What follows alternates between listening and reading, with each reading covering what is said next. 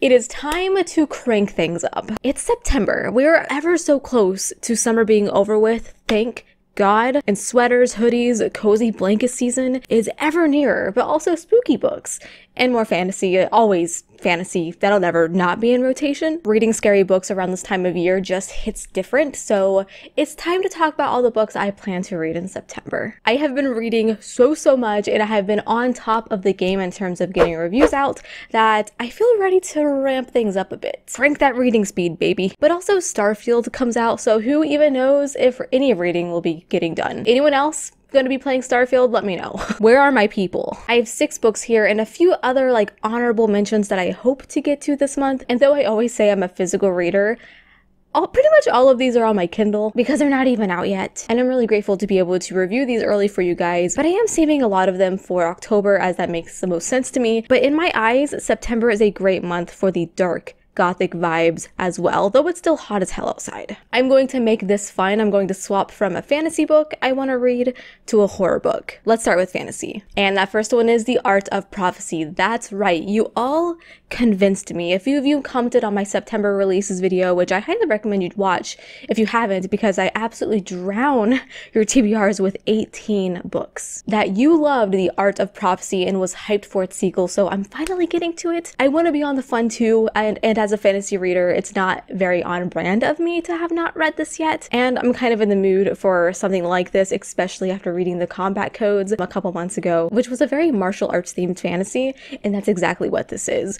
It's a chonker, and will probably take me all month to read, but I just need to start it already, and maybe I'll love it so much to finish it quickly, because everyone seems to love it. So this follows the tale of Tashi, the myth, the legend of the martial arts world, and she agrees to take on training for the Chosen One. But things are a little sus. They actually might not be the Chosen One.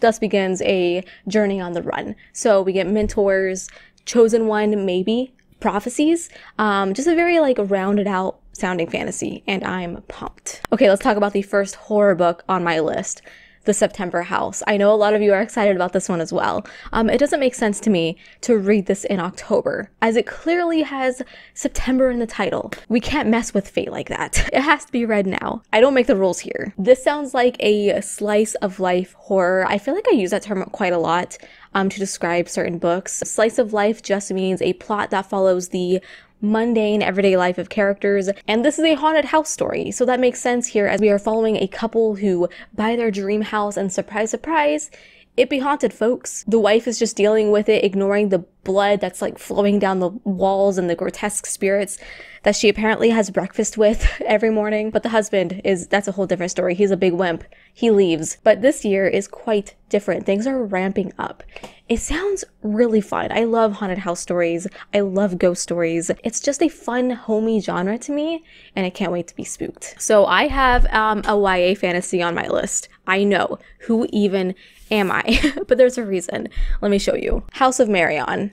Am I saying that right? Who knows? I randomly received this copy from Penguin Random House and was like, okay, cool, that sounds magical. But then I saw the map and was immediately enthralled. Also, I saw a couple reviews mention this is a romantasy, which makes me even more scared. But anyways, look at this map.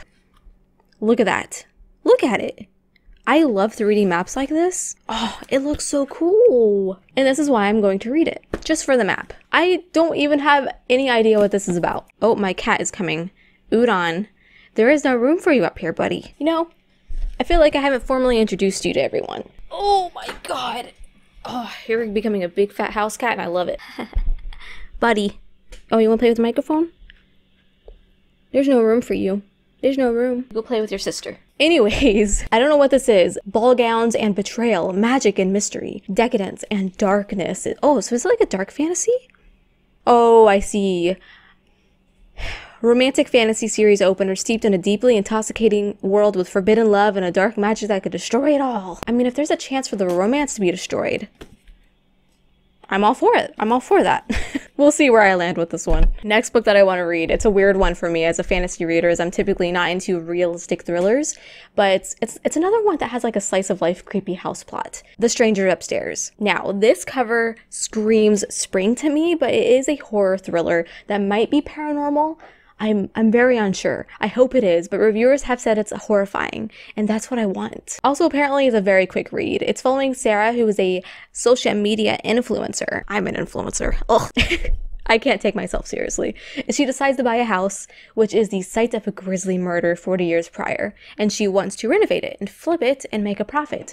But she's not alone, and she believes that someone is in the house with her, trying to kill her. Who the hell would buy a house like that? I'm very excited for this one. It is getting really, really good reviews so far, and like I said, it might be paranormal. We will find out. One Dark Window. Book 2 is coming out soon, which is called Two Twisted Crowns. I believe that releases October 17th, so I'm hopping on this now so I can read that sequel when it drops. This does appear to have like an alluring gothic vibe to it, so I'm tacking it on for September. It sounds like a good move. This follows, okay, I'll be honest, the name sounds like someone with a lisp.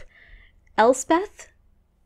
Did I get it right? I think it's supposed to be like a version of Elizabeth, but Elspeth? We're calling her Elle. And as a child, she had a mysterious illness and it's left her with magical abilities. And she goes into hiding, fearing the worst because she literally has some monster inside her head that she's named a Nightmare. I know the magic system involves like these cards that are called Providence cards, so that's pretty cool. This is one I should have got to last year because I did hype it up a few times in some videos, but I did not, in fact, do my reviewer duties, but now I get to binge book 1 and 2 together. That was my plan all along.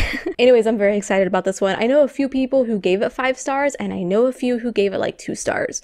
So we'll see where I land. Okay, so I have one more book before I get to like the honorable mentions.